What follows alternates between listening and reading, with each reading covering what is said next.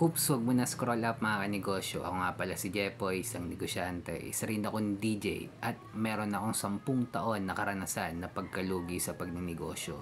Hindi ako vlogger, hindi ako influencer, isa po akong content creator. At ang topic natin ngayon is disiplina. Disiplina sa focus in one. Ito mga kanegosyo, kapag nasimulan mo to or kung magninegosyo ka, advantage mo na to. Kung nagninegosyo ka naman na, ito yung mga dahilan kung bakit, isa sa mga dahilan kung bakit nalulugi yung negosyo mo. Ito muna kwento mga kanegosyo. Way back 2015, 10 years ago, nag-start ako magnegosyo ng sari-sari store mga kanegosyo.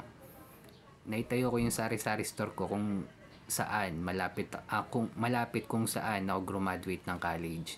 Graduate po ako ng marketing management mga kanegosyo sa TIP Cubao, Technological Institute of the Philippines. Before mga kanegosyo, nung naitayo ko yung sari-sari store ko, hindi ko pa alam yung mga focus in one, market na mayaman. Normally, sa sari-sari store, wala pong focus in one yan mga kanegosyo at hindi rin yan natin mapapasabog sa level 2. Pero kumikita yan. Aminado ko dyan, kumita din ako na mga kanegosyo. Eventually, nung nagkaroon ng pandemic, nalugi din yung negosyo ko kasi lahat ng school is sarado, is for online class. At lahat ng negosyo sa paligid nun, puro nagsara.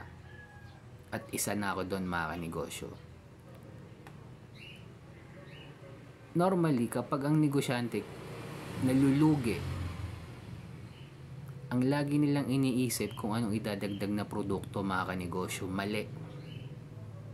Kapag nalulugi ka mga kanegosyo, iisipin mo kung anong ibabawas mong produkto hanggang matira na lang yung isa mong produkto na malakas bumenta.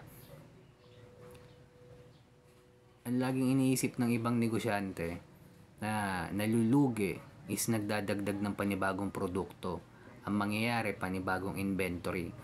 Ang mangyayari, pati yung marketing mo, mawawala ng focus in one. Pati yung mga customer mo, malilito kung ano ba talaga yung binibenta mo.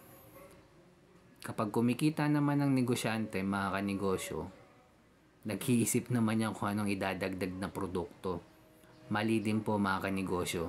Kapag kumikita ka, iisipin mo kung paano mapapasabog sa level 2 or paano ma-applyan ng business model tulad ng franchising, distribution, licensing, manpower, or software.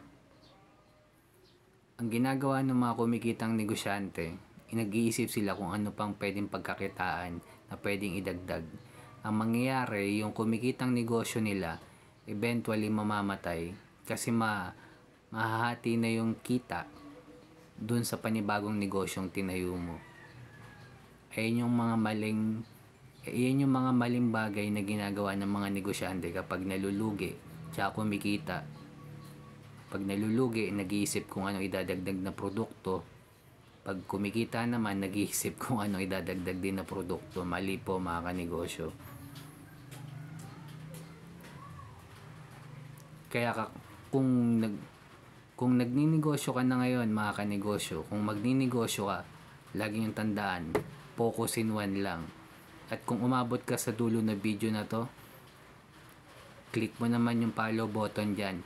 Heart mo na rin to at comment ka na rin sa baba mga kanegosyo. Ingat tayong lahat. Kahit dumadaan tayo sa pagsubok, huwag natin kalimutan magdasal kahit anong religion natin. Peace.